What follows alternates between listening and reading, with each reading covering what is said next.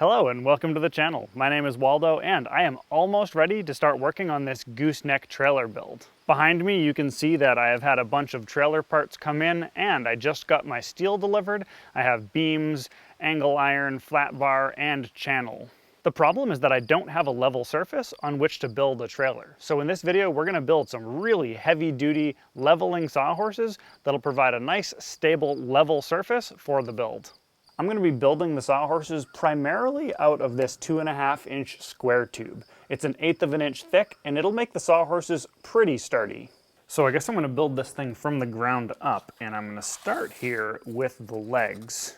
We're going to have to cut some 45-degree angles with the chop saw. Put that at 17 inches. Now this is an inexpensive chop saw, so I don't really want to rely on this alone to hold this in place because it's putting a force in this direction, but this is sort of deflecting it at 45 degrees and it's just not really stable. So I am going to just use a C-clamp here just to hold it in place for a little bit of extra security. I think there's a good chance that I might upgrade my chop saw in the near future.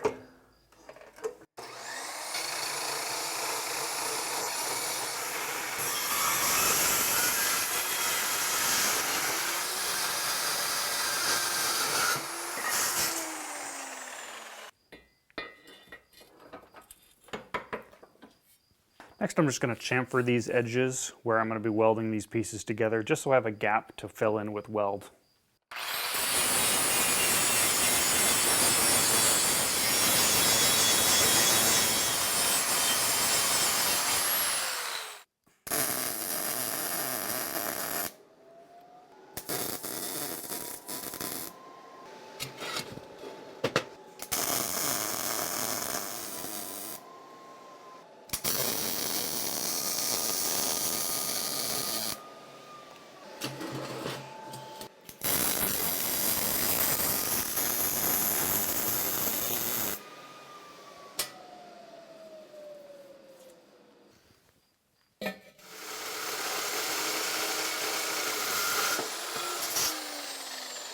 Ooh, a 90-degree cut. That's nice.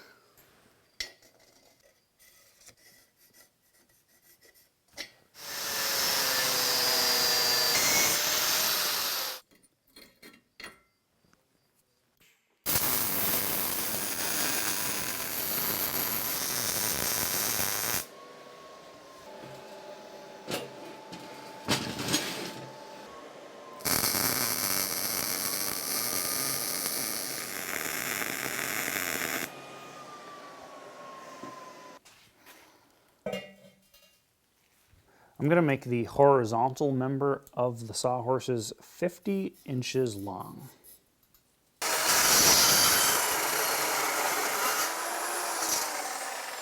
Now I'm going to use this mag drill to drill some holes for the bolts that are going to allow the leveling action to work. I have this nice pilot pin here which helps me get this really close to where I want it.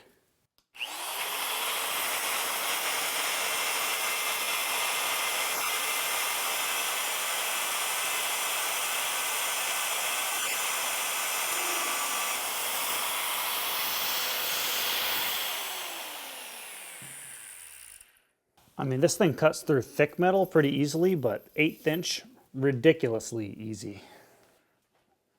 I managed to find some pieces of pipe that fit in here really well, and also these bolts that I have fit really well inside of that pipe. So the pipe is going to strengthen this up pretty significantly.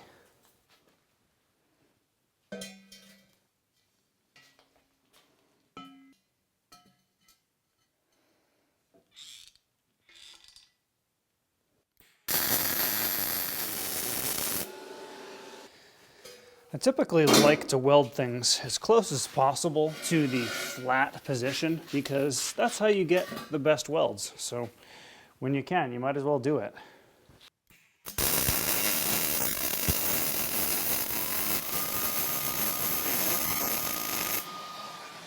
So this is where it starts to get a little bit interesting because I have to build the leveling mechanism of the sawhorses. Now this bolt fits pretty nicely in this hole. And I have to build a bar that sits on top of this, and it's able to move up and down using these threads for this bolt and also the bolt on the other side.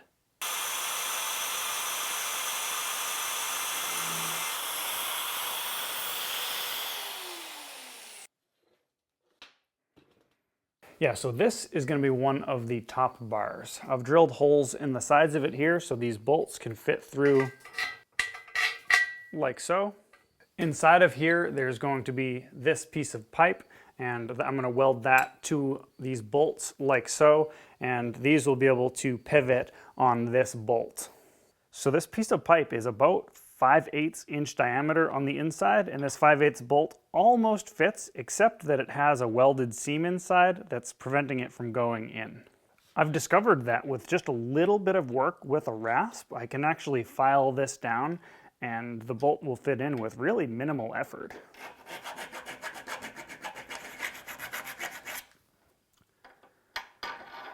Look at that. The fit is pretty gosh darn tight. I'm also going to strengthen the wall of this tubing by welding some washers on right around these holes.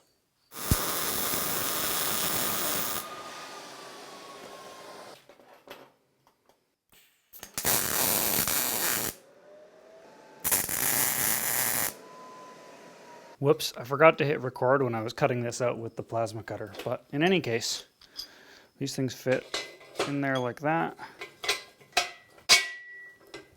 Plenty of rotation.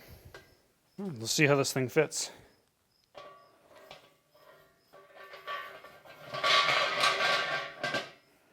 Well, that works pretty well, and I can move this up pretty easily, so it's got quite a bit of adjustment. Well, here is the almost finished product. I went ahead and added this bar here for stability, and I also added some pads for the feet so it doesn't sink into the ground quite so easily. Now, it's not completely done yet because I still have to degrease it to wipe off all of the oil from the mill and then prime it and paint it. So to adjust this thing, you basically just have to adjust these nuts here. That lets you pull this up, and then I can adjust this one down here. And that adjusted it about 1 inch, but I should have several inches of adjustment. Now, I made this top rail 70 inches wide, and that's to accommodate the frame rails for the trailer, because after all, I am going to be building the trailer on top of these. If you stick around to the end of the video, I do plan on including a sneak peek of the trailer build on top of these sawhorses, so you get to see these bad boys in action. For degreasing, I'm just going to use this POR 15 cleaner degreaser that I have laying around from a previous project. I've mixed it 4:1 in hot water. Yeah, all I need to do is just spray this thing down and then rinse it off. Rinse it off really thoroughly with water.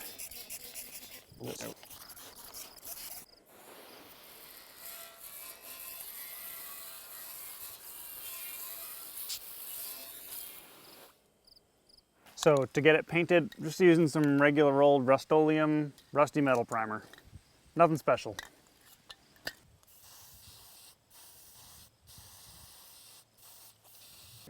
That one's done.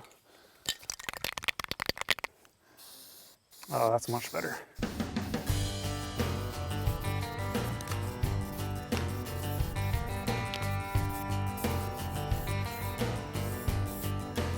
As for the kind of paint that I'm using, it's red paint.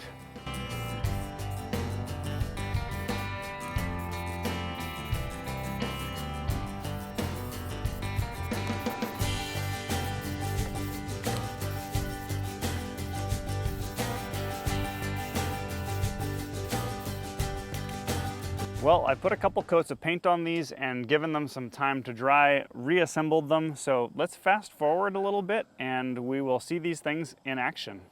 So I just got these frame rails up here, and now that I have a little bit of weight on the sawhorses, I'm going to try to get them level.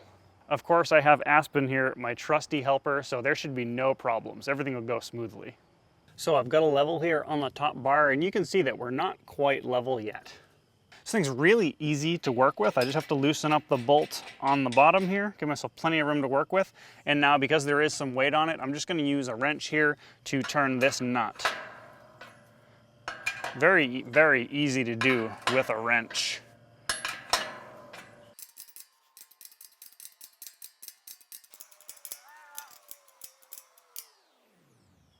That looks pretty good to me. So with both of the sawhorses level, I think I'm all set. I don't need to worry about getting the trailer level from front to back, because as long as both of these sawhorses are parallel and level, that means that the frame rails of the trailer will be in the same plane, which is good enough. Don't forget to hit that subscribe button to follow along with this trailer build, because it's going to be epic. Thank you so much for watching. My new camera has autofocus and it tracks her like a pro. And image stabilization. This thing is great.